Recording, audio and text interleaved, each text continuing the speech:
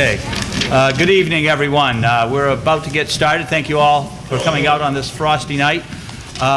Shirley Coit, our Emergency Management Director, is here. Would like to make a couple comments. Shirley?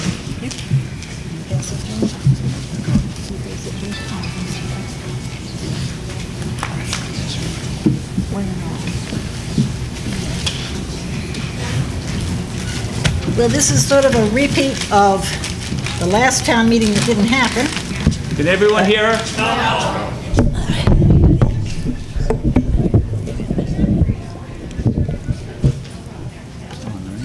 Yeah, it's on. It's just not close enough. Is that better? Yeah. Great. Okay, this is a repeat a little bit of last town meeting that we didn't have. First of all, I want to tell you about a book, Be Prepared for Natural Disasters. I have a few copies that I purchased just so that if you wanted to get one here, you could. You can order it from Current.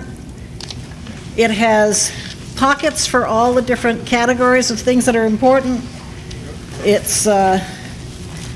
tells you things you never thought about to prepare for floods and storms and any other disaster that might come up, or just natural things that happen.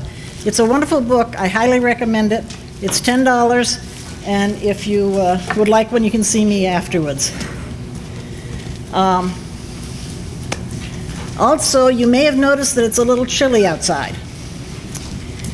Don't go anywhere outside without a jacket, mittens, even if you're only going to get the mail. If you fall, something happens, you fall down, maybe somebody can't see you, it could be disastrous. So even if you're only going 20 feet out to get the mail, put on a jacket, put on your hat and your mittens to get the mail, or anything else that you're going out after. Pets, don't leave them out. Let them out to do what they have to do and right back in. It's extremely dangerous for pets when it's this cold. Also, we will be opening the warming center over at the senior center tomorrow. It'll extend into the library hours. It'll be at the library after the senior center closes. So if you know of anyone that has need of it, please tell them that it's available. We don't want anybody getting frostbite or cold or whatever.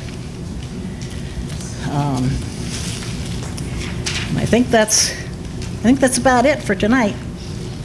So I have some things you must remember. Keep your go kit prepared. If you don't even have to go anywhere, you may just have to shelter in place if your power goes out, whatever. Be sure you have everything ready, because you don't want to have to start putting it together after the emergency starts. So any questions about the go kit, you can call me. You can go to ready.gov. Lots of ways to find out what you need, but be sure you have it. Okay, thank you very much.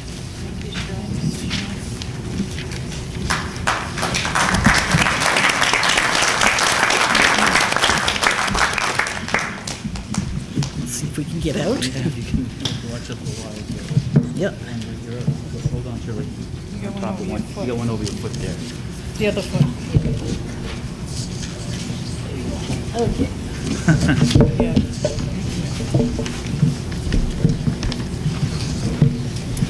Okay, well, we got one more there. There you go. All right, thank you, Shirley. They didn't tell me there's an obstacle. Okay. There a quorum being present, I declare this town meeting open. I believe first we'll have the Scouts lead us in the Pledge of Allegiance. Scouts are here from Troop 10 or 81. Troop 81. Okay. Everyone rise. I pledge allegiance to the flag of the United States of America and to the republic for which it stands, one nation, under God, indivisible, with liberty and justice for all. Thank you, Scouts. Tonight I'd just like to go through, for folks who are not, maybe this is a first town meeting or a little bit unfamiliar, I'm going to go through the list of characters, if you will. I'm John Barrett. I'm moderating the meeting tonight. Next to me is Kathy Spofford, the town clerk, and then our selectmen, Sue Lizio, Carolyn Smart and Colin McNabb. Then there's Town Administrator Andrew Sheehan and Town Council Brian Riley. Beyond Brian is our Finance Committee, Ginny King, Nancy Raposa sitting in the back, Sam Grant, and Cindy King. Tonight's meeting we conduct under the provisions of the town meeting time. It's general our code for how the town meeting is conducted. Couple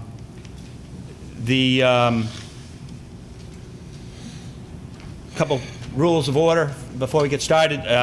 If you want to speak on a matter, please raise your hand. I'm going to try to keep going back and forth, try to make sure I get everybody that wants to speak. If you do want to be recognized, raise your hand, and when they bring the mic to you, hopefully we have some folks that can help us with the mics. Are there people that can do that? We have wireless mics and all. We only have wired mics. We only have wired mics. Okay, just up front. Do people have to come up to use that? Okay. All right. We'll ask everyone that if you want to speak to come up and use the mic. If you, we might be able to reach some folks. I don't know. It's, we'll see how it goes. But if you would please identify yourself, and I'll recognize you, and then you can say whatever you need to say. If you're bringing up a motion, all motions need to be in writing and brought up to the clerk. If a matter is finally voted on tonight, it may be reconsidered by a majority vote if it's raised for reconsideration tonight. If the meeting goes into a second night, an article that has been already voted on would need a 9/10 vote in order to be reconsidered at a separate night. If a vote is questioned by 7 people, I'll ask tellers to come forward and to take the actual vote. Let's see. If you are confused about something that's going on, just if you raise your hand and make a point of order, and I'll recognize you and ask you what your point of order is before we go on with the rest of the meeting. If you wish to raise a point of privilege, please stand and state that you wish to raise a point of privilege, and you may interrupt the speaker to do that. All the visitors, I'd ask all the visitors to sit down in this section. I think they already are. Down here, is anybody who is a visitor not seated in this section? Okay, Chief.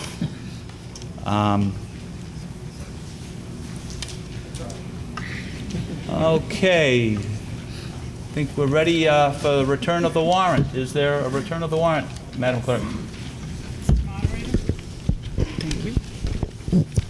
Pursuant to the within warrant, I have notified and warned the inhabitants of the town of Townsend by posting up attested copies of the same at Memorial Hall, 272 Main Street at the center, West Townsend Fire Station, 460 Main Street in West Townsend, Police Communications Center, 70 Brookline Road, North Middlesex Regional High School, 19 Main Street, and Harbor Church, 80 Main Street, at least 14 days before the date of the meeting, as within directed.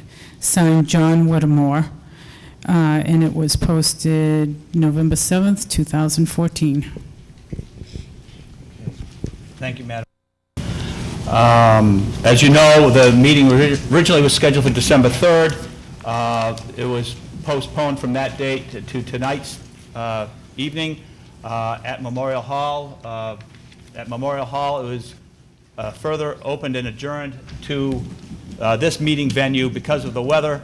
It was felt that, anticipating weather conditions, we needed to have more parking. So that's why we're having the meeting here at the Hawthorne Brook Middle School rather than the Memorial Hall. So, I think we're ready to begin. I'm going to Article 1.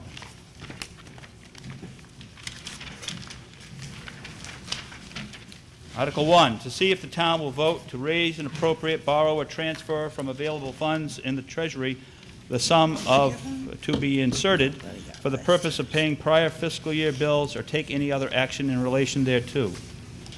Is there a motion? Ms. Lizio. I move that the town vote to transfer from surplus revenue the sum of $1,200 for the purpose of paying prior fiscal year bills. Second. Motion's been made and seconded. This article requires a 9/10 vote. Is there anything to be said? Not seeing any hands. I think we're ready to vote. All those in favor say aye. Aye. Those opposed say no. The ayes have it. It's unanimous. Article 2, to see if the town will vote to raise and appropriate, borrow, or transfer from available funds in the Treasury the sum of, to be inserted for the purpose of supplementing the stabilization fund as allowed under Mass General Law, Chapter 40, Section 5B, or take any other action in relation thereto. Is there a motion? Mr. Moderator, Mr. McNabb. I move that the town vote to transfer from surplus revenue the sum of $200,000 for the purpose of supplementing the stabilization fund as allowed under Mass General Law, Chapter 40, Section 5B. Motion's been made and seconded. Is there anything to be said? This involving the stabilization fund requires a 2/3 vote. Don't see any hands, so I'd ask all those in favor say aye. Aye. Those opposed say no. The ayes have it. It's unanimous. Article 3, to see if the town will vote to raise and appropriate, borrow, or transfer from available funds in the Treasury the sum of, to be inserted for the purpose of supplementing the capital stabilization fund, including debt service payments of capital items, as allowed under Mass General Law, Chapter 40, Section 5B, or take any other action in relation thereto. Is there a motion? Mr. Moderator? Ms. Smart. I move that the town vote to transfer from surplus revenue the sum of $200,000 for the purpose of supplementing the capital stabilization fund as allowed under Mass General Law, Chapter 40, Section 5B. Second. Motion made and seconded. Is there anything to be said? Again, stabilization fund requires a 2/3 vote. All those in favor say aye. Aye. Those opposed say no. The ayes have it. It's unanimous. Article 4, to see if the town will vote to raise and appropriate, borrow, or transfer from available funds in the Treasury the sum to be inserted for the purpose of supplementing the budgets of the treasurer and/or collector, or take any other action in relation thereto. Is there a motion? Mr. Moderator? Ms. Lizio.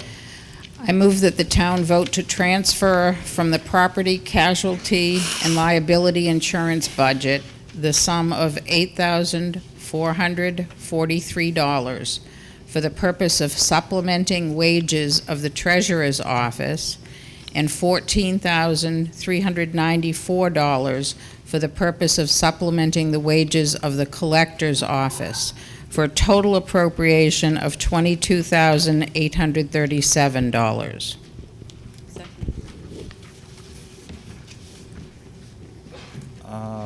Okay, motion has been made and seconded. Is there anything to be said? Okay, not seeing any. All those in favor say aye. Aye. Those opposed say no. No. The ayes have it. Article 5, to see if the town will vote to raise and appropriate, borrow, or transfer from available funds in the Treasury the sum to be inserted for the purpose of paying off debt or take any other action in relation thereto. Mr. Moderator, McNabb. I move that the town vote to transfer from surplus revenue the sum of $50,000 for the purpose of paying down debt. Motion's been made and seconded. Is there anything to be said? Not seeing any. We appear to be ready to vote. All those in favor of Article 5, please say aye. Aye. Those opposed say no. The ayes have it. It's unanimous.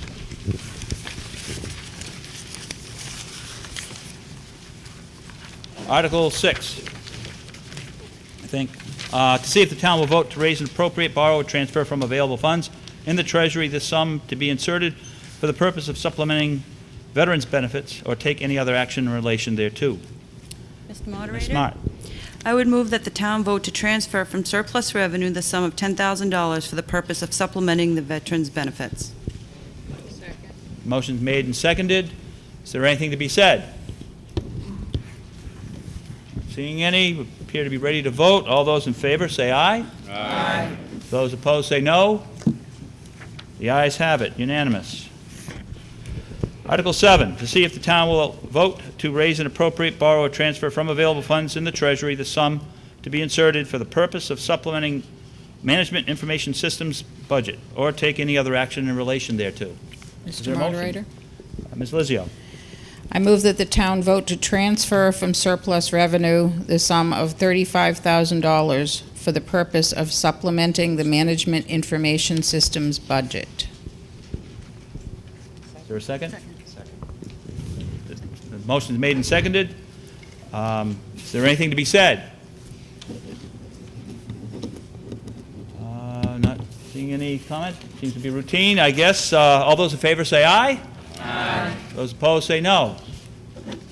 The ayes have it. It's unanimous.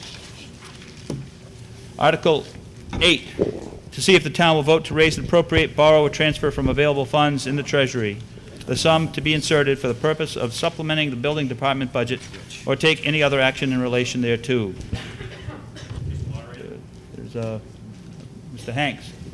I move that the town vote to transfer from the property casualty and liability insurance budget the sum of $4,200 for the purpose of supplementing wages in the building department. Second. Okay, motion's been made and seconded. Is there anything to be said? See any? Oh, I'm sorry, gentlemen there. Can you identify yourself, please? Arthur Santoro. Why is this not being recommended by the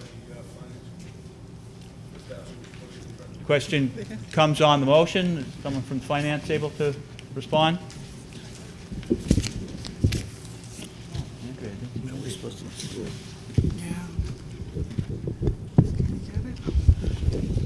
I'll just lean in. We had a tie vote.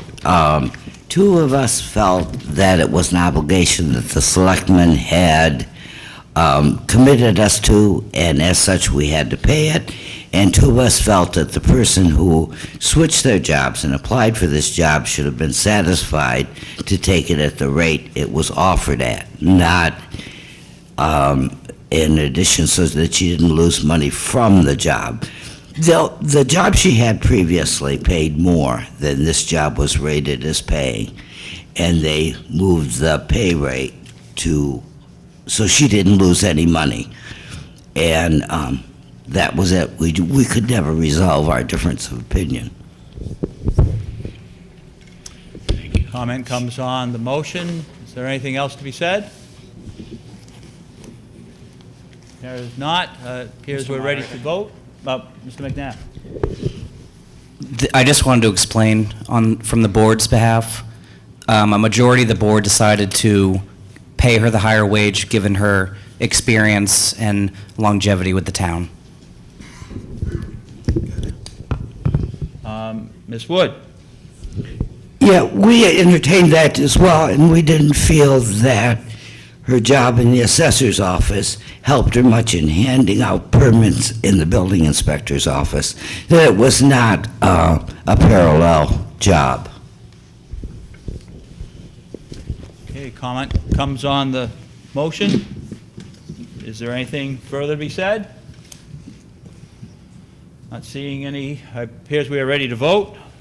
All those in favor of the motion on Article 8, please say aye. Aye. Those opposed say no. No. The ayes have it. Article 9, to see if the town will vote to raise and appropriate, borrow, or transfer from available funds in the Treasury the sum to be inserted for the purpose of supplementing the town clerk professional services budget, or take any other action in relation thereto. Mr. Moderator? Is there a motion? Ms. Smart. I move that the town vote to transfer from surplus revenue the sum of $7,000 for the purpose of supplementing the town clerk professional service budget. Motion's been made and seconded. Is there anything to be said? Not seeing any. Ask for a vote. All those in favor of the motion, please say aye. Aye. Those opposed say no. The ayes have it. It's unanimous. Article 10, to see if the town will vote to raise and appropriate, borrow, or transfer from available funds in the Treasury the sum to be inserted for the relocation of the Fire EMS Department for temporary housing and support costs, or take any other action in relation thereto. Mr. Moderator. Chief. Mark Boynton, Fire Chief. I move that the town vote to transfer the surplus revenue, the sum of $20,000 for relocation of the Fire and EMS Department for temporary housing and support costs. Motion's been made and seconded. Is there anything to be said?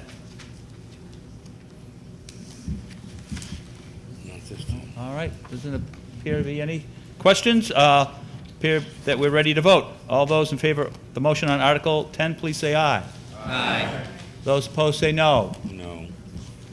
The ayes have it.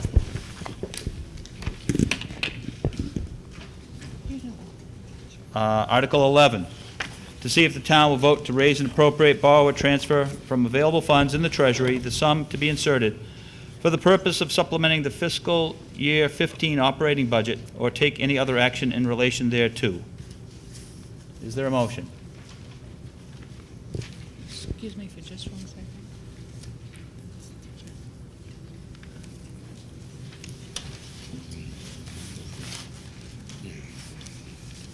I'm sorry. May I?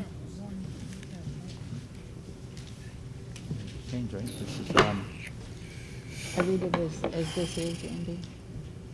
Yes, 11? Yep. Yeah, 45. But excuse me for just a minute, I'm sorry. all right, we're going to take a, bear with us for a moment, folks. I have one totally different.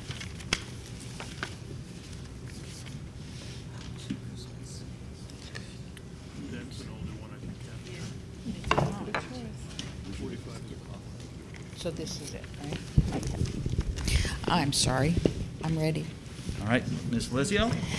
I move that the town vote to transfer from surplus revenue the sum of $4,500 to supplement the Selectmen's professional services budget for the purpose of funding a study to update the non-union employee compensation plan. Okay, motion's been made and seconded. Could I have the amount again, Ms. Lizio? $4,500. Okay, motion's been made and seconded. Any questions on the motion? Do not appear to be any. All those in favor, please say aye. Aye. Those opposed, say no. No. I'm going to try that one more time. On Article 11, all those in favor of the motion on Article 11, please say aye. Aye. Those opposed, say no. No. The ayes have it. Article 12, to see if the town will vote to amend the Board of Health revolving fund to allow proceeds from the sale of overflow bags to be deposited into the Recycling Center general revolving account, or take any other action in relation thereto. Mr. Moderator, Christian Oder from the Board of Health. I move that the town vote to amend the Board of Health revolving fund account to allow proceeds from the sale of the overflow bags to be deposited into the Recycling Center general revolving account. Second. Okay, the motion's been made and seconded. Are there any questions or comments on the motion? I don't see any hands, so it appears we're ready to vote. All those in favor of the motion on Article 12, say aye. Aye. Those opposed, say no. The ayes have it. It's unanimous. You got another one? Okay. Article 13, to see if the town will vote to reduce the trash disposal weekly at the curb to 64 gallons for the remainder of fiscal year 15, or take any other action in relation thereto. I'm sorry. Genoder. Genoder. I move that the town vote to reduce the trash disposal weekly at the curb to 64 gallons for the remainder of FY15. Motion's been made and seconded. Is there anything to be said? Gentlemen, right there? Did everybody hear me? Okay, I'm going to take it known that if we Sir, if you could, please identify yourself, if you could. Okay. Okay. This, if you reduce this to 64 gallons, and you have an abundance that exceeds 64 gallons, you will have to buy trash bags and dispose of rubbish. My recommendation that we stay with the 96 gallons until the Board of Health comes through the new trash contract. We're working on single-stream recycling weekly, unlimited, and at that time we can drop to 64 gallons. Okay. Mr. Grant. When were you going to come around with the 64 gallon and the new contract? That's all being worked on as we speak. We've got negotiations going on. So by the time we all meet here again, or back at the town hall, next time around, we'll have that contract in place? We are working on it. Chris, do you have any detail on that when it's going to be completed? We're actually going to be voting on that next Thursday on the contract we've been working on to send that out to bid, and part of that is one of the options we're looking for is to go down to 64 gallons. We originally were supposed to go to 64 gallons in July, and the board voted that they wanted to give the townspeople a chance to vote, since it's their money, if they want to stay at the current 99 or go down to 64. We thought we could do this vote in July or at the very latest in the fall meeting, and it's been postponed to now. So basically, we wanted the townspeople to have that option. So, and it was to give us a chance to have some numbers, so we went out to bid for the next contract, we would have them. So this will give us a small snapshot of what it would look like for the town. So. Okay. Ms. Lizio. What's the cost of those extra bags if we had more trash one week than we usually have? They're $2 a bag, and they're a 33 gallon bag. We've been selling them since July, and all told, we've sold, it's about $500 worth. So we sold about 250 bags since July. Mr. Jackson? Ray Jackson, 14 Glenwood. I'm just trying to, as a point of order, information. Am I getting the sense that the Board of Health would like to move this question to allow for the 96 until the contract's settled, or I don't quite understand the discussion? Okay, questions on the motion. I believe the motion, as read, would implement the 64-gallon receptacle now. Is that correct? Correct. Mr. Gennaro? Okay, so they're not, although there's been some argument to delay it, the motion is to implement it now. Ms. Marinell? Joyce Marinell, Blood Road. I'd like to know if we reduce it to 64 gallons. I don't use 64 gallons of trash removal a week. Is that going to reduce the cost of our contract and encourage recycling? Everyone should be recycling in our community, and I think that's the goal of the Board of Health. All right, maintain the decorum, if you would, please, folks. The question comes on the motion. I think, Mr. Giannotta, if you want to respond to that? Yeah, the idea is, the idea is to encourage people to recycle, because we pay to get rid of the trash. It's about $76 a ton, but if you put it in your recycling bin, it doesn't cost us anything to get rid of it. So the idea is to encourage people to put out more recycling and less trash. And that's the goal behind it. Okay, I know, Ms. Lizio, you had your hand up. Ms. Marinell, again? I just want to say that's what we should be encouraging, and the people that don't want to recycle should have to pay. Okay, the comment comes on the motion, and you might, Mr. Leclerc, Mr. Santora, I think your hand was up. Santoro, if we go with the 64, the reason I'm assuming is to save money. Yes. Correct? If I don't use 64 in a week, do I get credit for a bag? I can have 3. So, okay, so I don't get that. Go help your neighbor We're out. saving money. What am I going to get? because I'm saving money. If I'm doing all the recycling I need to do, and I don't generate the trash, what amounts am I gonna get for the money that's being saved? Because my roads aren't getting repaired. And where's this extra money gonna go? All right, question comes on the motion. I don't know if Yeah, Mr. I don't have Janan the answer to have that. an answer I to just that? know that we're trying to keep our budget from increasing. Okay. Ms. Lizio?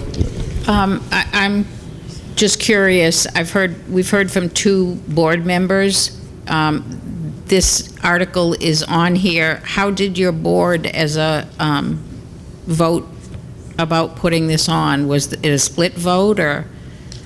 It was 2-1. The majority of your board wanted this reduction? And that's why you put the article on? So the contract was set to go out in July, and we were going to 64 gallons. In June, right before the new contract would be implemented, the vote was raised by the board to delay the implementation of that, to stay with the 99 until the people of the town had a chance to vote to see if they wanted to go to 64. And that's The hope was, and we were given information at the time, that it could go to the town meeting that was in July that had to do with the pipeline. So when the decision was made to put this to a vote, we thought it would be a 2 to 3 week delay of implementation. However, due to everything that happened with town meeting being delayed until now it just looks silly because we're here 6 or 8 months later, bringing this up. So it was a 2-1 vote to bring it to the people of the town to see if that's how they wanted to spend their money. So that's why we're here. Okay. Sir, you had your hand up there? I feel like the Board of Health is forcing our hand. But correct me if I'm wrong, correct? Correct. Okay, so if we keep it at the 99 gallons, the town still is not using, say, per average 3 barrels per household. I don't see what the issue is. I have a large family, I have 3 boys. Yeah. They're not in their teens yet, so I haven't had them in their teens. That.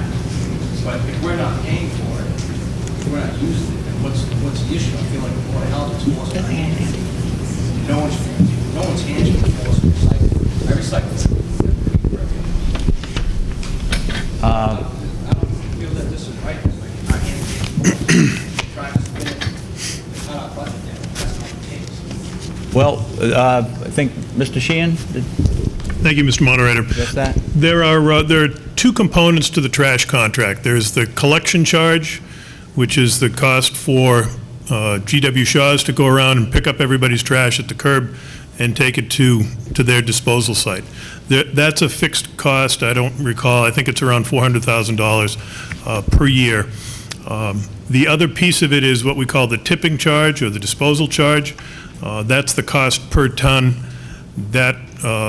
That cost went up as of July 1, and that is a variable cost because obviously if we dispose of more trash, we're going to pay more. If we can dispose of less trash, we'll save funds. So the idea of reducing the allowable deposit at the curb is to drive down the tonnage, thereby driving down the total cost of the total tipping cost. All right, comments come on the motion. Mr. Leclerc, and then Mr. Stonefield. I just want to bring it to the attention of everybody at this town meeting that this is being voted on town-wide. People can't be here to listen to this. We're already paying for the 96 gallons. The 96 gallons is in your tax bill as we speak. We can't, in my opinion, go to 64 gallons until we have weekly single-stream recycling. Because every other week, we're throwing recyclables in the trash. You all right? I gave it for 2 weeks. Mr. Stonefield. John Stonefield, Warren Road. I have 2 questions. One is you keep talking about tonnage, and then you want to reduce volume. Now, which is it? You're going to reduce the weight, or you're going to reduce volume? And then my second question is, I don't have like somebody else said, I don't have trash every week to go to the minimum, but shouldn't I be able to have an average? Mr. Stonefield, direct your comments to the chair, please. What? Direct your comments to the chair. Okay, the 64 gallons, if I only put out 30 gallons this week, 30 gallons next week, can't I put out 90 gallons the third week? Because I'm only averaging less than 64. Comment comes on the motion, and I've asked everybody to bear in mind a degree of civility here, and that people are trying to do their best, what they think is the best for the town. Now, gentleman up in the middle there in the back.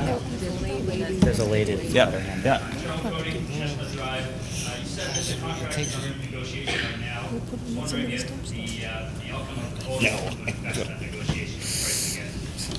Take it to Virginia. Can I answer that?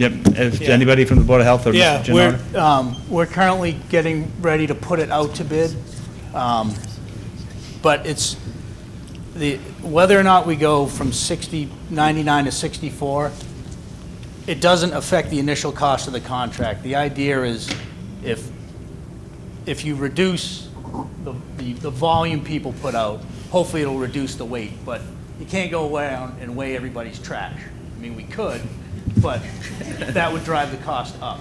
So the idea is just to reduce the volume and encourage people to recycle, but that's why we brought it to the vote. If people feel that they need 99 gallons, then, vote that way. It's your town and it's your money. But it's not, whether you say you have 99 or 64, it's not going to change the cost initially. It's people's habits of how much trash they put out. So if you have a smaller can, people think about it a little bit more. Ma'am, up in the back. Hi, I made a comment from Main Street. I just wanted to say that I come from a family of 6 people. Never had a problem with having more than 64 gallons. We've cycled our whole life, and it's really simple to do. So I just want to say that in response. Okay, comments come on the motion. Mike? Mike Carrasco, School Street. To the Board of Health, what's the average tonnage use that we do right now? Do we currently are under the limit of payment? There's not a limit. You just pay for what you throw out. Well, okay. You're throwing out a number of the 99 gallons of the tonnage. Okay. Do we meet that already?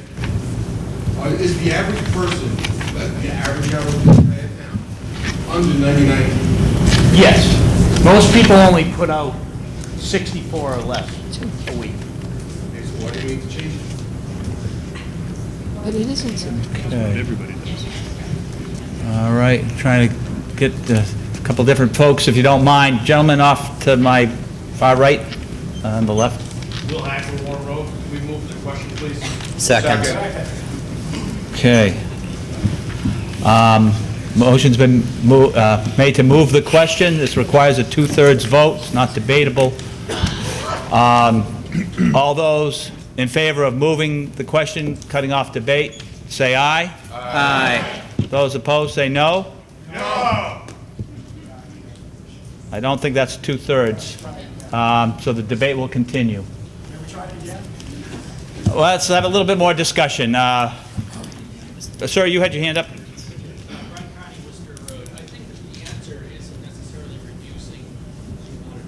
Having a much more robust recycling program that's every week, that truly will reduce the amount of trash that goes out. I think that's really Okay, Mr. LeQuire, I know I've recognized you a couple times. I want to give other people a chance to speak, okay? Ma'am? I think reducing the amount of trash that you are allowed to put out would encourage people to recycle. I know there are people on my street who don't recycle, but it's a shame, so it would help encourage people to have to recycle. Okay. I just want to pause a minute here, because can everybody hear everyone without coming up to the microphone? I think unless people can speak up more loudly. Yeah, you want to try it again? All right, I just thought that reducing the amount of trash that you put out would encourage people to recycle. There are people that live on my street street that don't recycle, and if they couldn't put out so much trash, then they'd have to recycle. Okay, comment comes on the motion. Gentleman up there? So I think I want to ask the other gentleman's question in a different way. Do we have any idea of what percentage of households are in the 64 to 99 gallon range on average today? Question comes on the motion. Chris, if you can? Yeah, pretty much everybody in town with, because we've had a recycling coordinator that's gone around and monitored this the last year, and other than, I would say probably, and I forget the numbers, but it's probably under 40 households in town. Pretty much everybody in town is 99 or under. Everybody meets that at this point. As far as...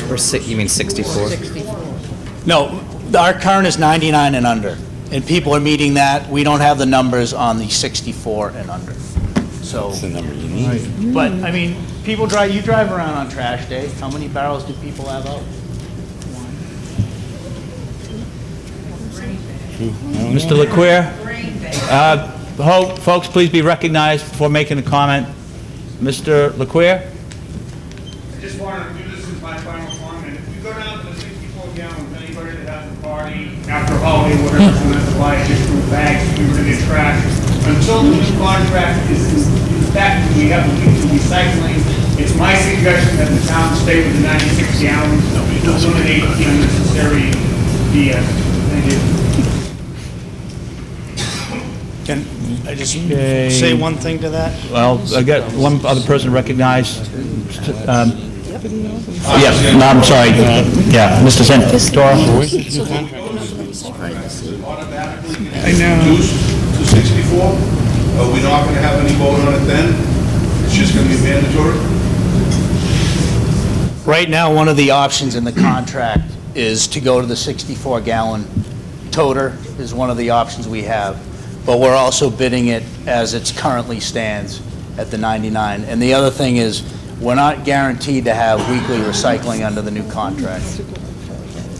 The new contract's going to be bid out with multiple options, staying where we are now at 99 with bi-weekly recycling, and then also going to weekly recycling with smaller toters. Who's going to make the decision on what contract we vote for? It's going to be, the Board of Health is going to make a recommendation to the selectmen, but it's basically going to come down to cost. So we won't have a say in it anyway. Is that what you're telling me? Yeah. So really, this is all a viewpoint. Ms. Wood? Of course you're going to say. It'll be a line item in the budget at the annual town meeting. If you don't like it, take it up then. Excuse me, sir. What, I mean, I don't understand what you said. Excuse me. All right, Mr. Santora. I don't understand what I said. No, the little comment you made after I said you could address it in the budget. So then we all go back to the landfill, like we did when I first moved to this town 30-somewhat years. Well, no. Take it out of the line item budget. No, you don't take it out, but you can alter it. You could alter it, you could put more in, change it, get them to explain it, bring it to the town and explain it. Just because a line item is in the budget doesn't mean that it is set there in stone. You have the ability to address issues within line item budgets, not just as articles. Okay. Seems like we're almost done, Ms. Lizio. I'm just thinking about it in terms of my trash. I'm fine with the 64, but it does sound like it's a moot question at this point, because we don't know how the new contract's going to play out in terms of cost until all of those options are looked at and added up. I mean, it hasn't gone out to bid yet, and we're very close to doing that. So I'm for just leaving it the way that it is right now. Let it go the way that it is for now, because you've already budgeted for it for now. All right, Ms. Thrasher. My understanding is this motion is only until the end of fiscal year 15, right? Correct. Okay. Then, wouldn't this be a wonderful opportunity to try this, the 64 gallons that you hope that the new contract is going to do, and see if it works? We don't have any holidays, big holidays. Christmas and New Year's has gone by, so people are not probably going to be forced to pay $2 for a bag if they have an extra bag. This is a good opportunity to try this and to see that it will work and to see if recycling will increase, which it needs to, which should happen. Okay, comment comes on the motion. Mrs. Sellers? Second. Okay. Question. Moving question's been seconded and third. This will cut off debate. All those in favor of moving the question say aye. Aye. Those opposed say no. No. The ayes have it.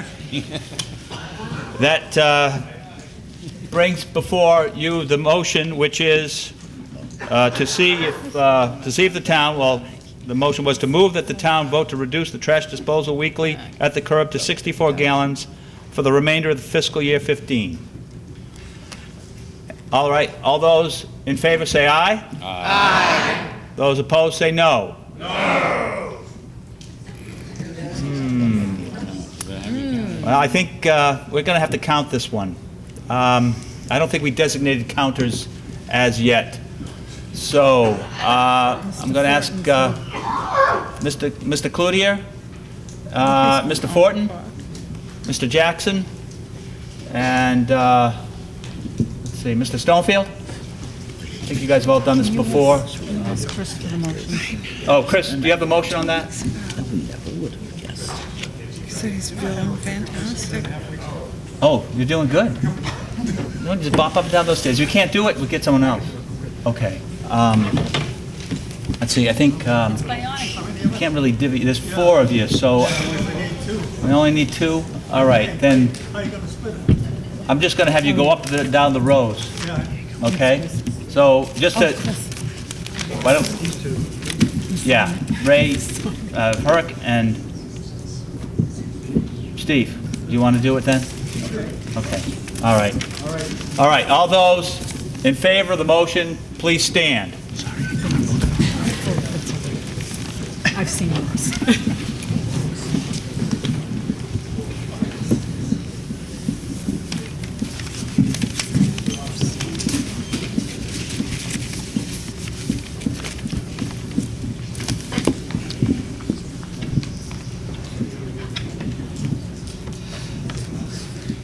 Sue, are you standing? Are you standing, Sue?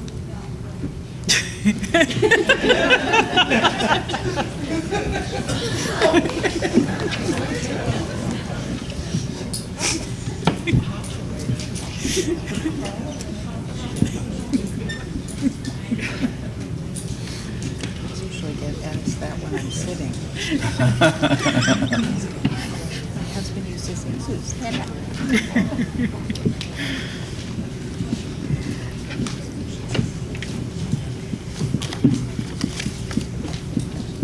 Forget us, guys.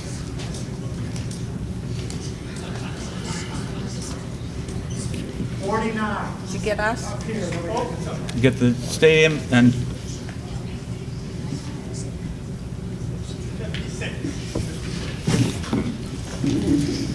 okay, all those opposed to the motion on Article 13, please stand.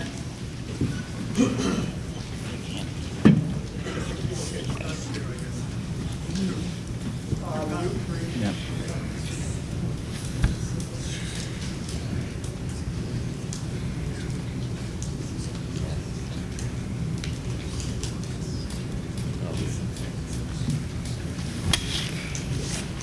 Trash is so funny. 22. Okay, the vote is 56 in favor, 22 opposed. The ayes have it. Congratulations. 56 ayes, 22 noes. Thank God he's still Okay, moving on to Article 14. To see if the town will vote to adopt General Law, Chapter 44, Section 65, as amended, to allow employees to be paid in advance for vacation or take any action in relation thereto. Mr. Moderator, Mr. McNabb. I move that the town vote to adopt General Law, Chapter 44, Section 65, as amended, to allow employees to be paid in advance for vacation. Motion's been made and seconded. Is there anything to be said? Sir? My name is David Walker. I guess I'm just asking the question, why we need to do this? All right, the question comes on the motion. Anyone answer that? Mr. Sheehan. Thank you, Mr. Moderator. The union contracts that the town has negotiated with its employee groups, there are 4 union groups in town, I think all 4 of them have a provision that says that you can be paid for your vacation before you go away. Unfortunately, the Massachusetts general laws require that we adopt this law before we can do that. So we were a little bit of a little situation of a cart before the horse. So we're trying to get that rectified. The employee would only be able to be paid, obviously, for the vacation that they have accrued and have coming to them. Okay, comment comes on the motion. Mrs. Spofford. Oh, sorry. Just out of curiosity, we're going to biweekly payroll. How will that work?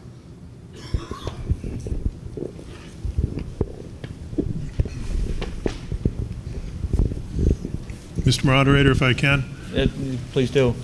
It really wouldn't have any different effect if you were going away for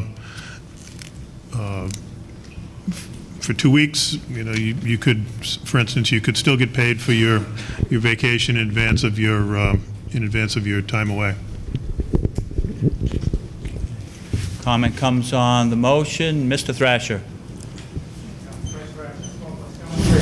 The article stating the text of the approval. Could you say that again, Mr. Thrasher? The article stating that vacation has to be approved. They have to have heard that time. That would make the article. Question comes on the motion. Mr. Sheehan. Thank you, Mr. Moderator. I understand the point. All of the contracts, however, including the personnel rules that apply to the non-union people, all of the contracts and all the personnel rules lay out the accrual process. So, if somebody was taking the summer off, but they only had 2 weeks of accrued time, they'd still only be able to get paid for the 2 weeks of accrued time. Thank you. Comment comes on the motion. Mr. Verosco? Yeah, hi. I'm a little confused why you're asking for this. So the best way to ask this is, for example, if someone's got vacation that's coming to them, that's approved, and they're going to take it a month from now, does that mean that they're asking for the money up ahead so they'll get paid for 4 weeks, since you're going bi-weekly, 4 weeks, and then sometime down the road they won't get paid at all? Is that the way it's going to work? Comment comes on the motion. Mr. Sheehan? Well, they would only be able to be paid for the time in the pay period before they go away. So if somebody's going away next week and this Thursday, tomorrow's a payday, they'd get paid for this week and they get paid for next week. Then the following pay period, whether that's a weekly or a bi-weekly, would include their vacation.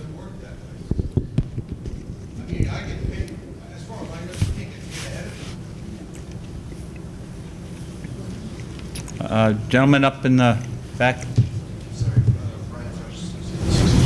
Actually, certified industry doesn't work that way. Could you speak up? Oh, I'm sorry. Private industry does work that way. I work for a private corporation, and I have that option as a box of vacation request. Okay, all right. Comment comes on the motion. Mrs. Thrasher.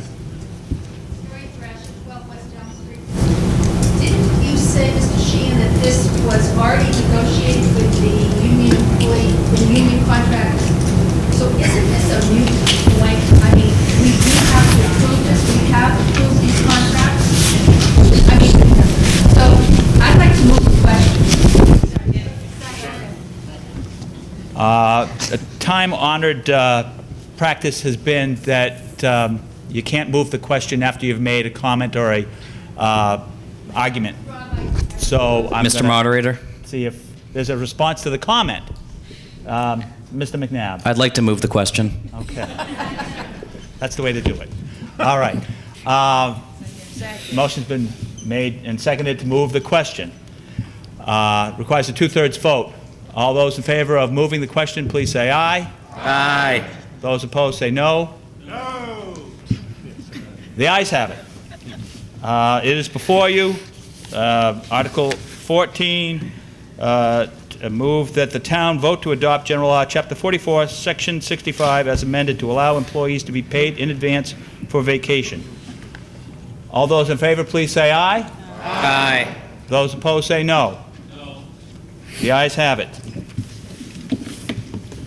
Article 15, to see if the town will vote to adopt General Law, Chapter 200A, Section 9A, as amended, relative to notice requirements and alternative procedures in managing abandoned funds, i.e. unclaimed checks or tailings, or take any action in relation thereto.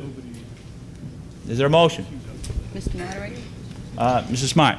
I would move that the town vote to adopt Mass General Law, Chapter 200A, Section 9A, as amended, relative to notice requirements and alternative procedures in managing abandoned funds, i.e. unclaimed checks or tailings.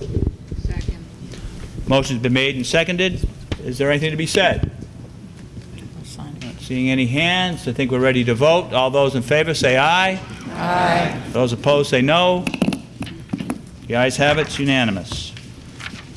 Article 16, to see if the town will vote to amend the general bylaws of the town of Townsend by adding a new Chapter 130 website. 130-1, posting of agendas and minutes. At the same time that it posts its meeting agendas, each multiple member body shall cause meetings and agendas to be published in the calendar on the town's website. Each multiple member body shall cause meeting minutes to be posted to the town's website as soon as said minutes are approved, or take any other action in relation thereto. Mr. Motion. Moderator? Ms. Lizio. I move that the town vote to amend the general bylaws of the town of Townsend by adding a new Chapter 130 website. 130-1, posting of agendas and meetings. At the same time that it posts its meeting agendas, each multiple member body shall cause meetings and agendas to be published in the calendar on the town's website. Each multiple member body shall cause meeting minutes to be posted to the town's website as soon as said minutes are approved. Can I get a second? Motion's made. Is there a second? Yes. Motion's made and seconded. Is there anything to be said? Up in the back, Mr. Wood?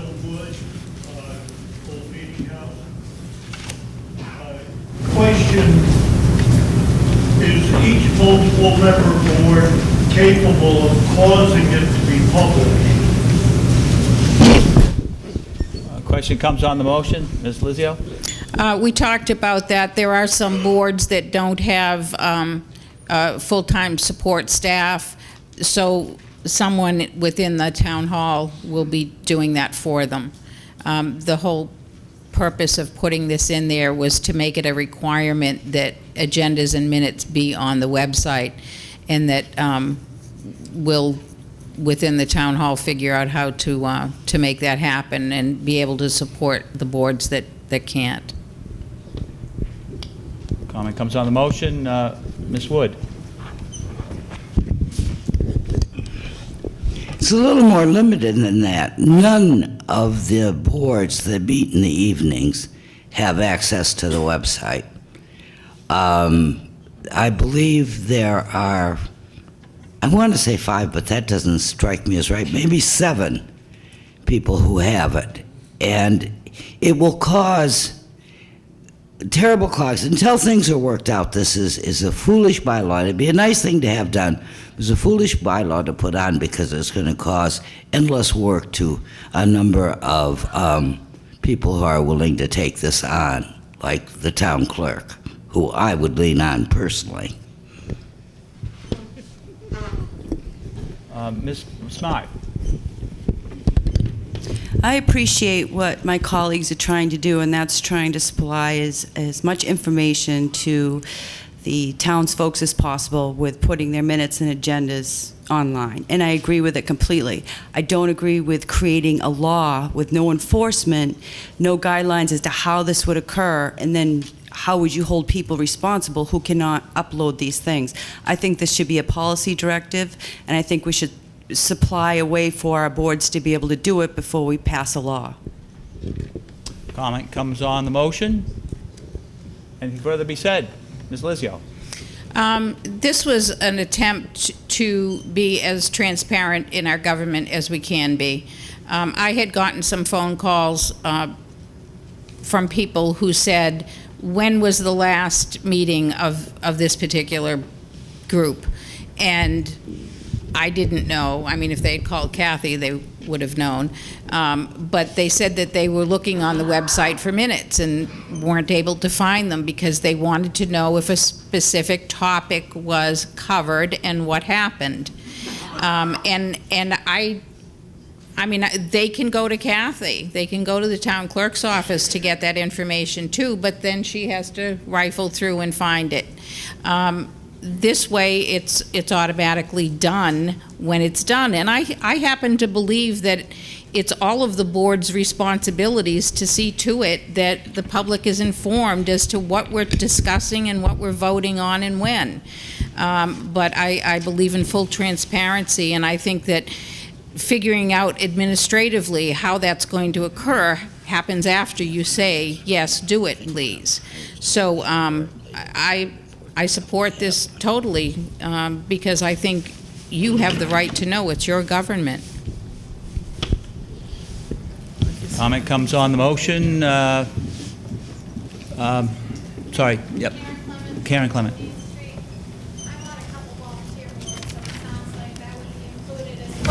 With this whole situation. Majority of the people that are on board, the chairman, do not have access to the computer screens that need to be done. We cannot all depend on Kathy to do everything. She has her own work done. If we want to have this done correctly, the board in front should have already had, this is who's going to do what. It shouldn't just Comment comes on the motion. Mr. Moderator. Oh. I'm sorry, Mr. McNabb. Gordon Clark, Legal Lane. Okay. Just an observation that I think it's great that the town boards are trying to be transparent, which means let everyone know what's going on in town. But it's also transparent to me that employees, and especially volunteer employees, need the tool to do the job. So I think it's unfair until we have the total package, but I think it's a good starting point. Which way to support the employees allowed to do the job correctly. Okay, Mr. McNabb. In the discussions regarding this, the Selectman's office, we discussed for those volunteer boards that don't have members of staff, we would put up the minutes for them. That would be a bulk of the work and something that we'd be able to do quite easily. Ms. Smart. The only problem I have with that is this Board of Selectmen might not be there next year. You know, so who's to say that the office will support that concept in the future? I don't think we can pass laws without a way for people to comply with them. Comment comes on the motion. Ma'am? It seems to me, you know, I'm agreeing with the folks who are saying that maybe we're not ready to make this a bylaw. If indeed the board's report to the selectmen, they can make policy and start, gradually bringing them on board. I would appreciate having them online, but I understand that it may take a little while to get there. Comments come on the motion. Mr. Moderator. Ms. Lizio. We don't have authority over all of the boards.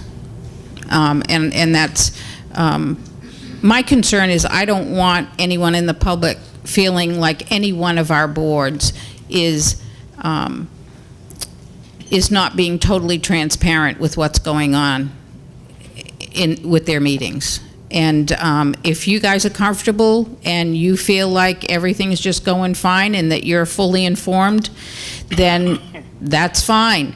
This was an attempt to make it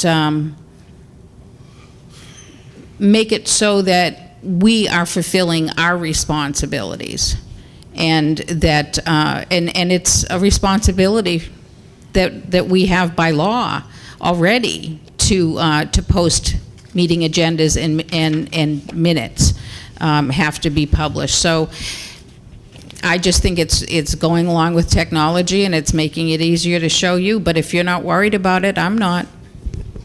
All right, comments come on the motion. Ms. Wood and Ms. Schifrin. The other thing to remember, too, is this is not going to change having to post the meetings on the bulletin board outside or submitting the minutes to the town clerk. By statute, that's the responsibility and will remain the responsibility of the different boards, even if it's published on the website. The website doesn't replace what we do now. Comments come on the motion. Ms. Schifrin.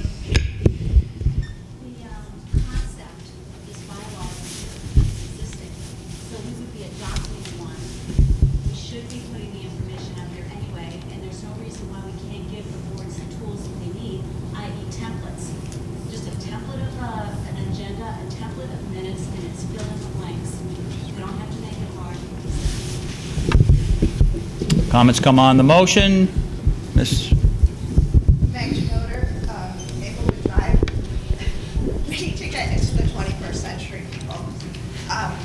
Most people that I know of who are looking for these minutes, who call the town hall, who try and get them, are working out of town. They're not available to call the town clerk's office between 9 a.m. and 7 p.m. We can't find meeting minutes for I personally know of an incident where I can tell you that a local board felt incredibly shut down because we couldn't figure out when there was a meeting with the Conservation Committee and the Board of Selectmen. Nothing was posted on the website, not on a calendar, nothing. The website is pathetic, and we need to figure out a way to have our calendars updated for every town meeting. This is the 21st century, people, and many of the people who need this information aren't sitting here in this meeting right now, but they do want to be part of the town, and they can't do it in the hours that the town hall is open. Thank you. Okay. Comments come on the motion. Mr. Verotsko. Yeah, I agree with basically everyone's saying here, but I agree with Ms. Smart. This is a policy issue that should be done. It shouldn't be a law in the books. Okay. Mr. Peduzzi. Move the question. Second. Motion's been made to move the question. It requires a 2/3 vote. We'll cut off debate. All those in favor of cutting off debate, please say aye. Aye. Those opposed say no. No. The ayes have it. All right, the motion is before you on Article 16. I won't read it again. This is to amend the general bylaws to add a new Chapter 130 for a website that requires multiple member boards to post meetings and agendas on the website. All those in favor, please say aye. Aye. Those opposed, say no. No.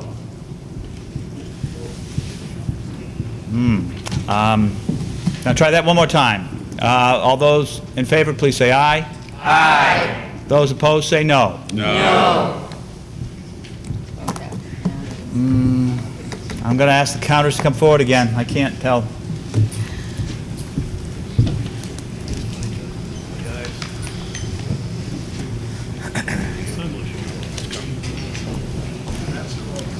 Yeah, I couldn't tell if it's someone that's particularly loud or. All right, if you gentlemen could count. All those in favor of the article on the motion on Article 16, please stand.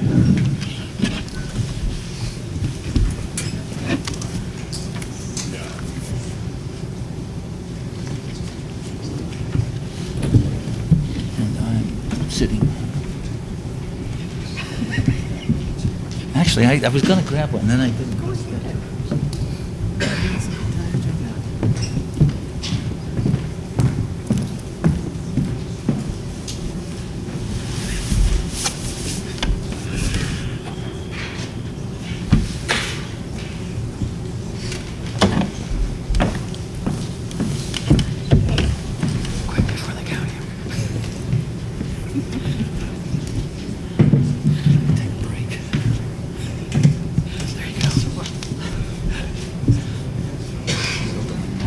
Did you get up here? Did you get us?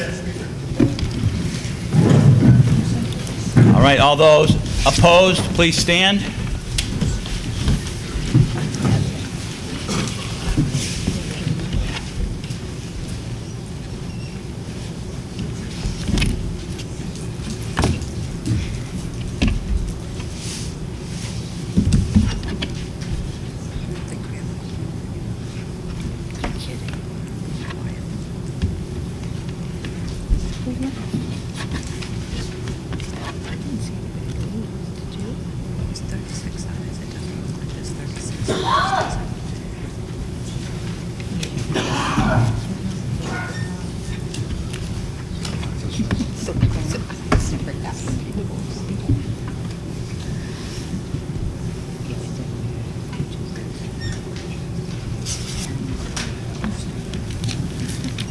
No.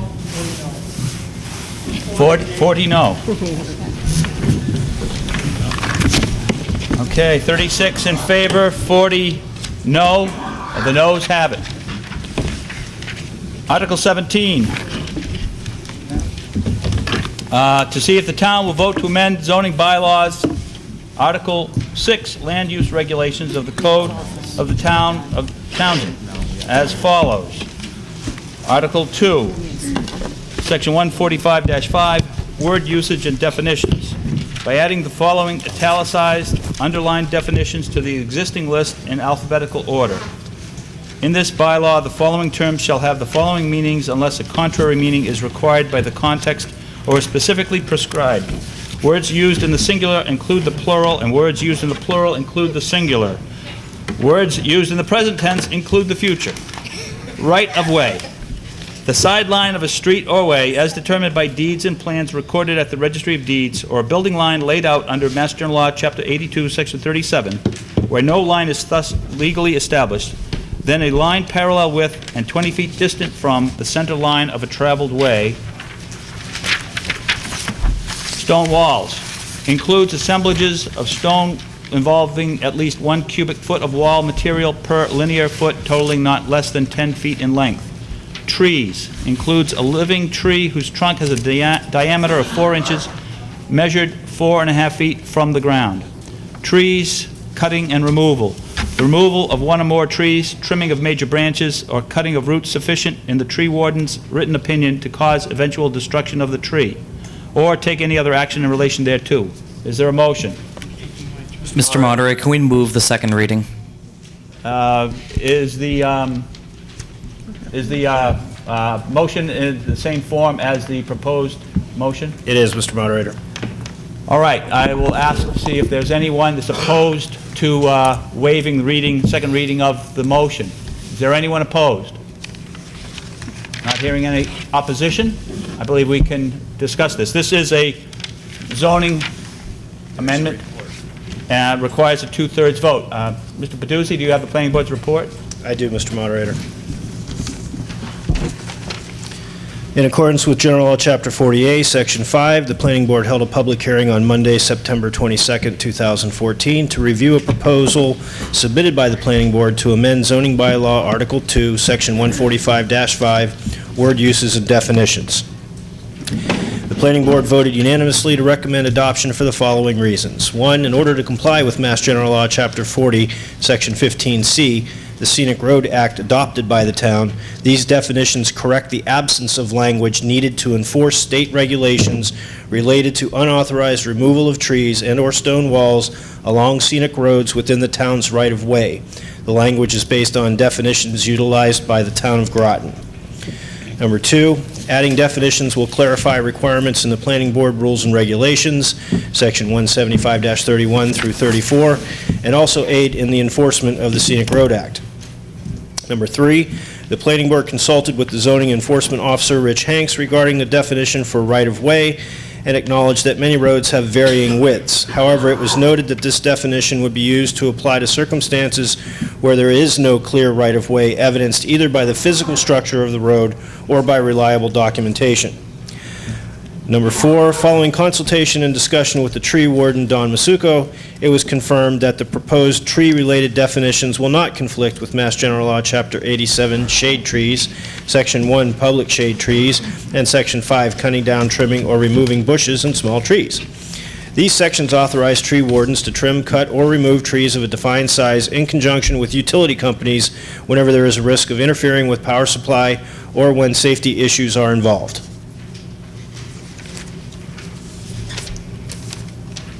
And that's it. Okay, and that's the planning board's report. The matter is before you. Is there anything to be said? Mr. Wood. Just a definitional matter, under trees, should it be either a minimum diameter of 4 inches or a diameter of 4 inches or greater? You know, it appears that clearly the time is precise to get 4 inches. Question comes on the motion. That's a good question and a good comment. It was intended that it be a minimum diameter of 4 inches.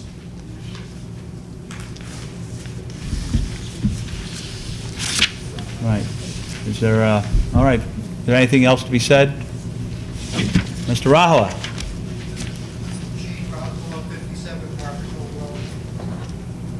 Reading the language about right-of-way, is this in conjunction with other language that is in our existing bylaw? Because simply reading it, the sideline of the street or way that is determined by deeds and plans recorded or a building line laid out on the Mass General Law, Chapter 8, Section 57. There's no relationship between the definition of right-of-way and what the right-of-way is. Isn't it the space between, with regard to the sidelines of the street or way? Are we trying to define too many things in this simple language? Question comes on the motion. I don't know, Mr. I have the same question with building line laid out. I have no clue the relationship between the definition of a right-of-way by reference to a building line. To me, it's the space between two roadways. The building line, I'm not sure at all. Okay. Comments and questions come on the motion. Mr. Peduzzi? Let me answer that. Yes, Gene. The definitions come in light of those situations where there are no roadway plans that are already clearly define a right-of-way. So in the past year or so, we've come across a few situations where very old roads, there are no plans, homes or structures built before zoning. So this will give some definition to what a right-of-way is in those circumstances.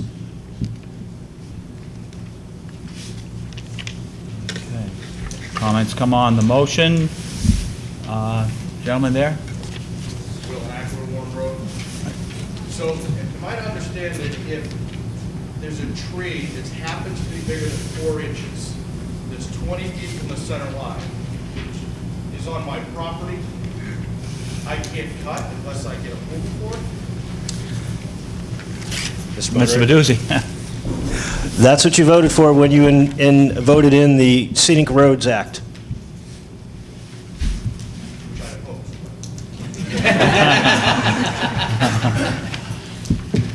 Comments and questions come on the motion. Is anything further to be said? Mr. Grant? I go along with this gentleman here. I inherited from past generations a piece of land that was basically garbage, literally.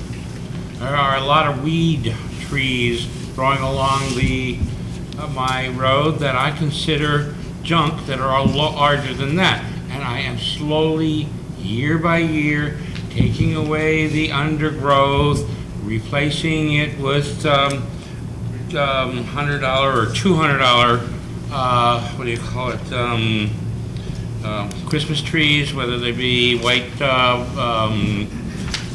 spruce or Norway spruce, etc., going the entire length of my road from eventually the beginning to the end. I have trees on my property that are very hazardous in time, especially the weather like we're having lately, the Thanksgiving weather, the lovely storm of '08, you know, that may cause hazard to either the, what do you call it, the power lines, and it's very, very, very difficult to see that those larger ones are removed. So I'd like to slowly, over time, I've got a lot more work to do besides, you know, cleaning up the property. But I'd like to see the place look pretty nice from the road. You know, make my horse pastures more visible to the outside world, but only if you happen to stop your car in the middle of 13 and look. But otherwise, keep it nicely, but have nice growth down the road. And you're telling me that now I have to go and bow before somebody in town in order to slowly clean up my place and make it look presentable to the outside world. Mr. Peduzzi? Kind of. Point of privilege, if I might, because this is setting new definitions or revising definitions in the zoning bylaws, correct? Correct. The concern that Mr. Grant and the other gentleman spoke to is the shade tree bylaw that's already been adopted. This is just, I guess, creating a definition that references that for zoning purposes. That's correct. Let me be clear. The town voted the Scenic Roads Act in as it's part of Mass General Law, and just like some of the other articles that we've adopted tonight, today, if you have a tree larger than 4 inches in diameter and it's within the town right-of-way, you may not remove that tree without a permit. That's been the case. I can't remember when we voted in the Scenic Roads Act, but it's been the case for a long time. In your case, you're exempt because state-numbered highways cannot be considered part of the Scenic Road Act. I care about my neighbors as well as myself. Thank you. Okay. All right. Is there any other questions or comments? Not seeing any. It appears we're ready to vote on Article 17. All those in favor of the motion on Article 17, please say aye. Aye. Those opposed say no. No. I think the ayes have it by more than 2/3. 18. Thank you, everyone. You're hang in there. We're almost done. Article 18, to see if the town will vote to amend zoning bylaw, Article 6, land use regulations of the Code of the Town of Townsend as follows. Section 145-24, driveways and entrances. C, design requirements. Add italicized underlined section. 10, where a portion of a stone wall must be removed for access to the property, the remaining stone wall shall be left in a stable and orderly fashion. Removing stone walls located along scenic roads within the town's right-of-way are subject to filing an application with the planning board pursuant to the Scenic Roads Act, Mass General Law, Chapter 40, Section 15C. All roads in Townsend other than numbered routes or state highways are designated as scenic roads, or take any other action in relation thereto. Is there a motion? Yes, Mr. Moderator. I move that the town vote to amend the zoning bylaw, Article 6, land use regulations of the Code of the Town of Townsend as follows. Section 145-24, driveways and entrances. C, design requirements by adding the italicized underlined section. removing stone walls located along scenic roads within the town's right-of-way are subject to filing an application with the planning board pursuant to the Scenic Roads Act, Mass General Law, Chapter 40, Section 15C. All roads in Townsend other than numbered routes or state highways are designated as scenic roads. Motion's been made and seconded. Is there anything to be said? Mr. Peduzzi? In accordance with General Law, Chapter 40A, Section 5, the Planning Board held a public hearing on Monday, September 22nd, 2014, to review a proposal submitted by the Planning Board to amend zoning bylaw Article 6, Section 145-24C10, stone walls, driveways, and entrances. The Planning Board voted unanimously to recommend adoption for the following reasons. 1, Mass General Law, Chapter 40, Section 15C, the Scenic Road Act, requires a filing with the Planning Board if removing a stone wall meeting the criteria of a defined volume located according to the determination of the zoning enforcement officer within the town's right-of-way on roads designated as scenic. 2, the proposed amendment will correct the absence of language in this section of the bylaw needed to enforce state law and prevent the unauthorized removal of stone walls along scenic roads within the town's right-of-way. And 3, language in this proposed amendment will support Planning Board Rules and Regulations 175-31 through 34 in the enforcement of the town-adopted Scenic Road Act. All right, report having been read, the matter is before you. Is there anything to be said? Mr. Janata? Christian Oder, Maplewood Drive. In reading the question, so any road in town other than numbered roads would be covered by this change. Is that true? Mr. Peduzzi? That is correct. So if I want to make any changes to the stone wall in my property or that is in the right of way, how much is this permit going to cost me? And how long will it take me to get a permit to make a minor change to the stone wall on my property? Mr. Peduzzi? I have no idea what the filing fee is for a permit, and we meet once or twice a month as needed. Okay, comments? Do you have an idea what the comments? cost would be? I think he said he didn't. Mr. I'm sorry. Papa Santoro. Santoro. Is this for existing stone walls that have been in the town for X amount of years? Or if somebody has property, they build a stone wall, now do they have to get permission to alter something they put in?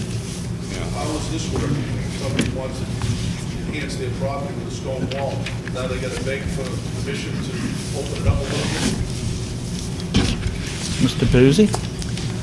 That's correct. If you're building a stone wall within the right-of-way, the town's right-of-way, and you need to alter it, I believe the process, let's say you're widening your driveway, the zoning enforcement officer can supervise that without a permit as long as you restore the stone wall back to whatever it was before you needed to alter it. Okay, questions come on the motion? Anything further to be said? Not seeing any, appears we're ready to vote. This is a zoning article, requires a 2/3 vote. All those in favor of the motion on Article 19, please say aye. Aye. Those opposed, say no.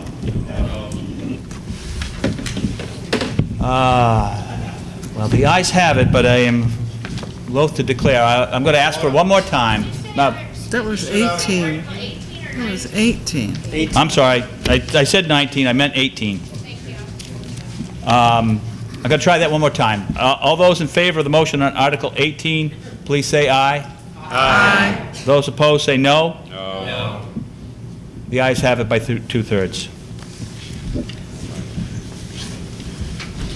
Article 19 now. To see if the town will vote to amend the zoning bylaw, Article 11, Section 145-42, Site Plan Review, Special Permit, by adding 1 and 2 as italicized. Section 145-42, Site Plan Review, Special Permit, in italics, by adding 1 and 2 as italicized and underlined. C, procedure, application for site plan review, special permit shall be filed with the town clerk, and the special permit granting authority is specified in Section 145-65C of the zoning bylaws, amended 4/25/95 special town meeting by Article 11, 9/24/1996 special town meeting by Article 39, and 1/4/2000 special town meeting by Article 11. 1, for applicable land disturbance as specified in Chapter 85 of the Townsend General Bylaw, a stormwater management application shall be filed in conjunction with this application to determine subjectivity to either a minor or major stormwater management permit. 2, if applicable, strict adherence to Chapter 85 of the Townsend General Bylaws, NPDES Phase 2 stormwater management and its associated regulations shall be required, or take any other action in relation thereto. Mr. Peduzzi? Mr. Moderator, I move that the town vote to amend zoning bylaw Article 11, Section 145-42, site plan review special permit by adding 1 and 2 as italicized. 1, for applicable land disturbance as specified in Chapter 85 of the Townsend General Bylaw, a stormwater management application shall be filed in conjunction with this application to determine subjectivity to either a minor or major stormwater management permit.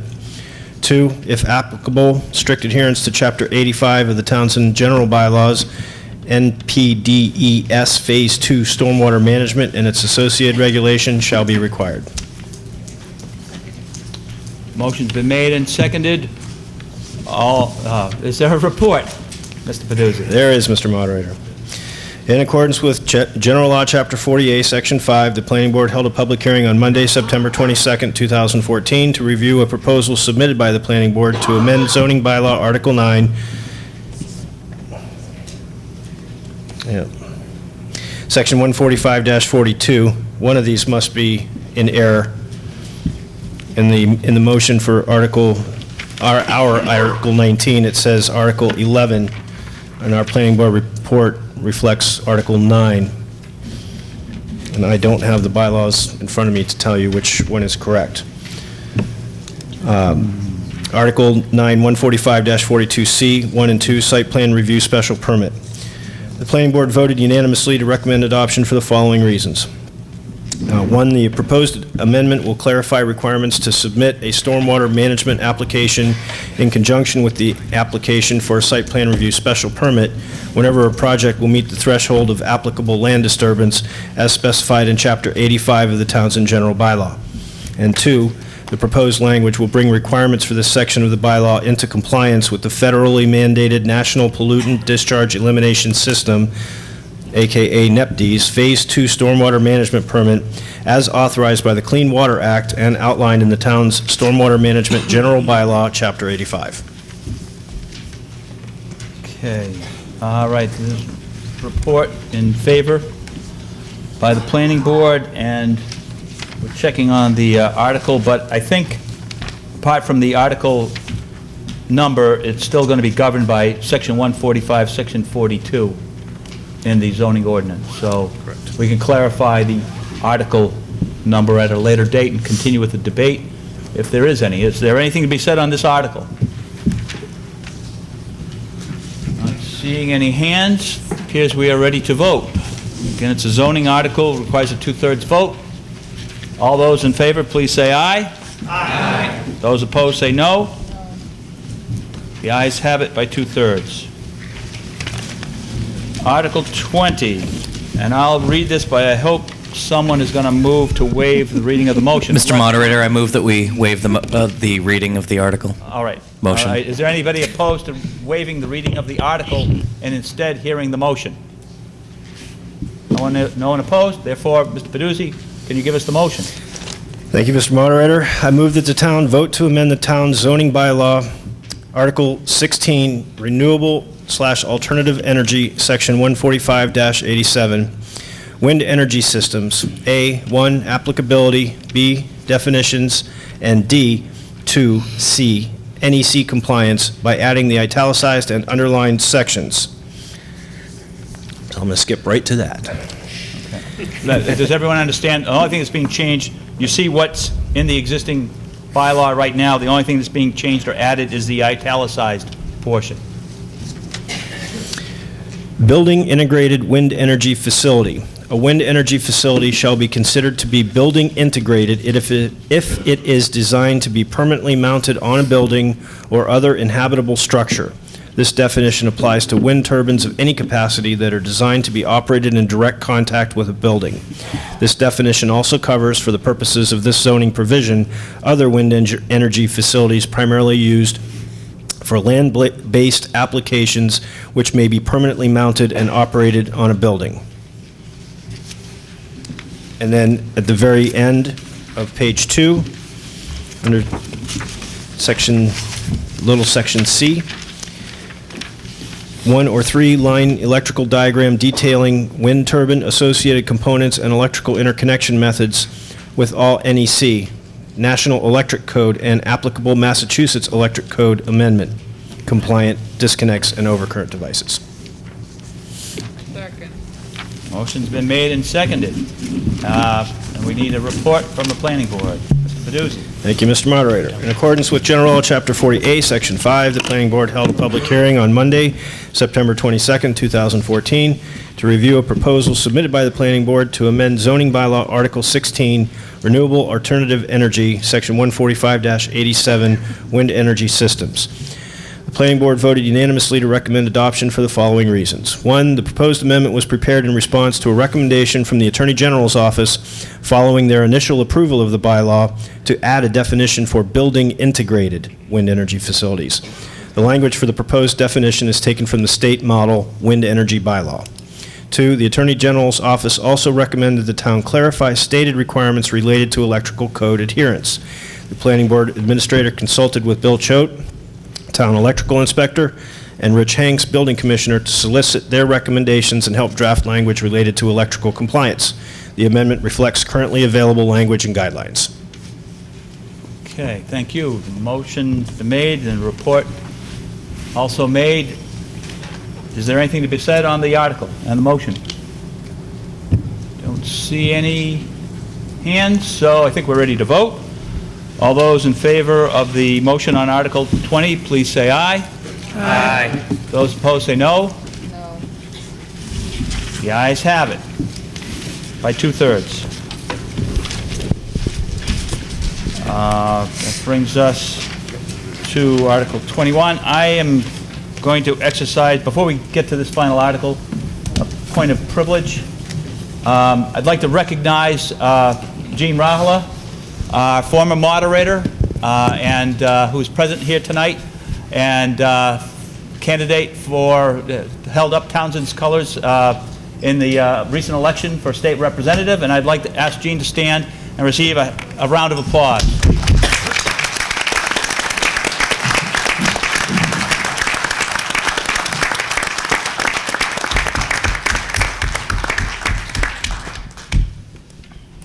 Article 21. To see if the town will vote to authorize the Board of Selectmen to enter into leases with solar energy developers for the purpose of developing a ground-mounted solar energy facility on Townsend-owned land, or town-owned land, at Map 6, Block 8, Lot 0, 33 Greenville Road, Map 18, Block 24, Lot 0, off Turnpike Road, or Map 27, Block 48, Lot 0, Old Meeting House Road, adjacent to the highway garage, subject to such terms and conditions deemed by the Board of Selectmen to be in the best interests of the town, or take any other action in relation thereto. Is there a motion? Mr. Moderator, Mr. McNabb. I move that the town vote to authorize the Board of Selectmen to enter into a lease or leases with a solar energy developer for the purpose of developing a ground-mounted solar energy facility on Townsend-owned land at Map 6, Block 8, Lot 0, 33 Greenville Road, Map 18, Block 24, Lot 0, off Turnpike Road, or Map 27, Block 48, Lot 0, Old Meeting House Road, adjacent to the highway garage, subject to such terms and conditions deemed by the Board of Selectmen to be in the best interests of the town. Motion made and seconded. Is there anything to be said? Gentlemen? I've got a number of concerns with this. One on the line, so I work on power lines all the time. I'm generally familiar with these solar panels. I guess my main concern is we fought so hard on the pipeline to not have it come through this town, to disrupt our woodlands and our wetlands and that such. So I don't understand why we're even considering this.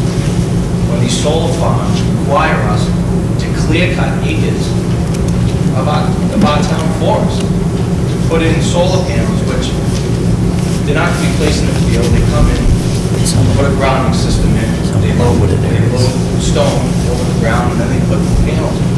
Why are we even considering this?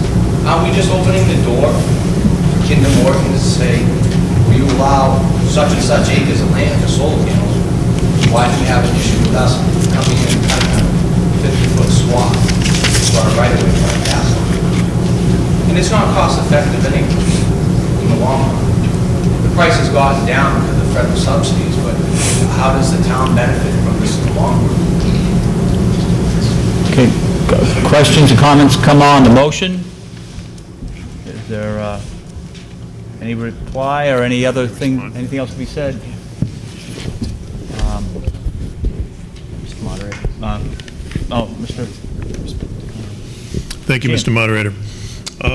The difference between what this article would allow the town to do and the Kinder Morgan gas pipeline project is that the town really has no say over the gas pipeline project. That's a federally regulated and permitted project. If the Federal Energy Regulatory Commission approves that project will come in whether we like it or not. These 3 parcels that are identified on Greenville Road, Turnpike Road, and Old Meeting House Road adjacent to the highway garage are town-owned parcels.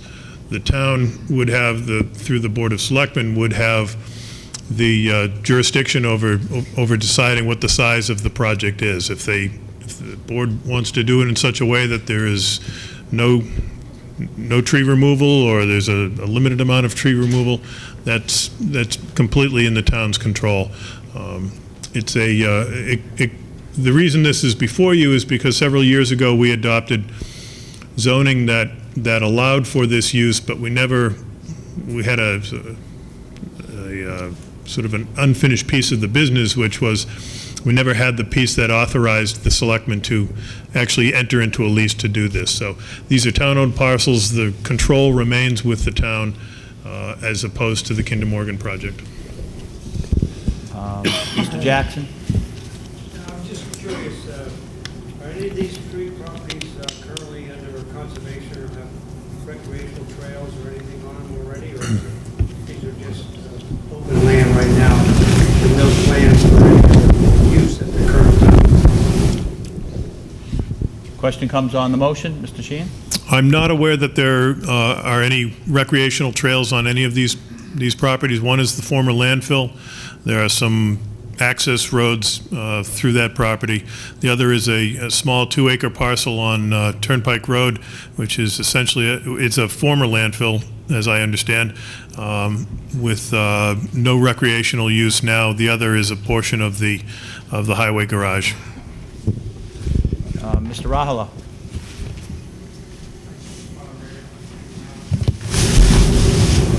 I'm curious about why the motion articles were this way in the first place. Is there any lease agreements that you're reviewing now? Are you simply asking for the authority to enter into some negotiation? And when you reach that point where you want approval, you'll come back to the town meeting approving the use of town land. Not clear what authority adds or takes away from what the procedure would be. Question comes on the article. Mr. Sheehan? Mr. Moderator, thank you. There is currently no proposal before the town. The town has not issued a request for proposals. We have had inquiries, and occasional interested parties come forward and say, we build these types of things in concert with communities. Do you have any parcels? So we don't have anything active. It would have to come back to the town. I'll defer to council, but it would have to come back to the town, to the town meeting, if we wanted to enter into a long-term power purchase agreement. I think is that correct? Yes. Okay. So town meeting would have another bite at this apple if we were ready to go forward with a power purchase agreement. Questions, comments come on the motion. Mr. Clark. Ward Clark, School Street. You gave us addresses and streets. It'd be helpful to have some landmarks so we know where on these streets these properties are. You mentioned the old landfill. Those of us who've been here for a while know where that is, but newcomers probably don't know even where that is. Sure. Mr. Moderator, if I could. Comments come on the motion. Mr. Sheehan? Thank you. Yes, the Greenville Road parcel is the former landfill, the capped landfill, just before you get into across the state line into Greenville. The Turnpike Road parcel is a flat parcel that is just before Rossback's farm, just before you head down the slope. You're heading west or northwest. And the other parcel, the Old Meeting House Road parcel, is part of the highway garage property that was gifted to the town by Sterilite several years ago. That is a 40-acre, maybe, I forget offhand the size of that parcel. The highway garage itself and the access road only takes up a portion of that parcel. And that's, the highway garage access is off of Main Street, roughly across from Sterilite. Okay, questions, comments come on the motion. Mr. Santoro? Are these the only 3 parcels that the town owns? And if not, how was it decided that these 3 would be the ones that you pick? And one of the town yard, I believe, is only 24 acres. And it also looks like there's, you can get to it off of Old Meeting House Road. And at what point, if that parcel of land was to be used, where would be the entrance and exit for maintaining construction of this? Question comes on the article. Mr. Sheehan. Thank you, Mr. Moderator. The 3 parcels are the only ones that are zoned for this. The town owns additional parcels, but the zoning only applies to these 3, so it wouldn't make any sense to seek authorization to enter into lease agreements on any other town-owned parcels. In terms of the access to a solar farm, if one was developed, it would depend on the precise location of where the developer thought that it was most advantageous, or where the Board of Selectmen decided the portion of the parcel that was most advantageous. Presumably, it would be Main Street, but I can't promise you that that would be the case.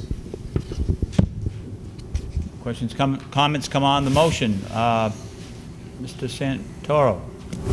What's the town's limits for these solar farms, if we do have them? Could you restate that question? What's the limit? Like, so how many acres are we going to allow these solar companies to take out? That we can establish limits. I just know how big they are. I'm curious what the town's limit would be. Because they're not going to come in here for right. They're going to come in for large. They can generate enough power to make it worth it for them to sell it. Question comes on the motion. I don't know if, Mr. Sheehan, you have any answer from Mr. Santoro? Not a very precise one, I'm afraid. The minimum size for the minimum generation would be 250 kilowatts. I can't tell you, however, off the top of my head what that translates into as far as acreage. That would be something that would be determined by the board as the request for proposals was developed. Questions and comments come on the motion. Anything further to be said? Mr. Santoro.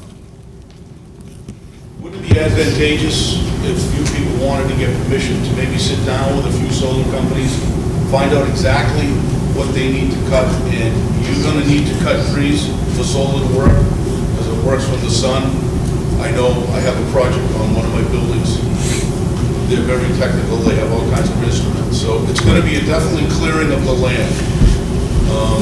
I think before I vote for permission for the board to go into, enter in a lease agreement, I would like to know what the terms of the lease agreement are, how many acres of land they want to come in and take, and exactly where the egress is going to be, and exactly what the town is going to benefit from it, because there's a lot of loopholes in those contracts. Again, I know because I was involved in the project. So I vote against it now unless I know exactly what we're getting into. And given the Board of Selectmen, as you stated, it may not be this board that is looking at it, this is down the road. So I think it would be advantageous for you to come back to us and say, we have 2 or 3 solar companies, this is what they're proposing, and this is what we propose. Comments come on the motion? Anything further to be said? All right, appears we are ready to vote. Oh, Jeff, I didn't see you. You got to raise your hand, yell. Okay, but... Any of these projects can still be, will still have to come in front of the planning. We could issue an RFP and turn it into negotiation with somebody. Then it would have to go back to town meeting anyways. It would be 5 acres or 10 acres. And that's when we can... It's just what he said. The planning board, Board of Selectmen could enter into an agreement subject to special permit approval. So they can't just come in and clear land and do all that stuff just because the Board of Selectmen signed a lease agreement. They have to come through other boards, conservation, planning board, get all the right permits. And so there'll be additional scrutiny, not just from the Board of Selectmen. Comments come on the motion. Mr. Rahala. Clarify that we're not voting tonight to authorize them to go enter into agreements. I think this is worded such that It's just to restate the context of our negotiations. Subject to terms and conditions given by the Board of Selectmen. This motion is modified Is broad authorization to give this board all due respect. What would they be signing? What would be the binding nature of it on the town? Is that a motion? Is that a motion to amend the motion?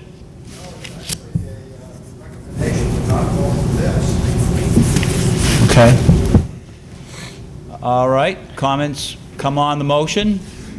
Is there anything further to be said? All right, not seeing any hands.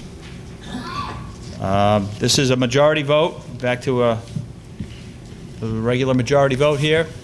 All those in favor of the motion on Article 21, please say aye. Aye. Those opposed say no. No. The noes have it.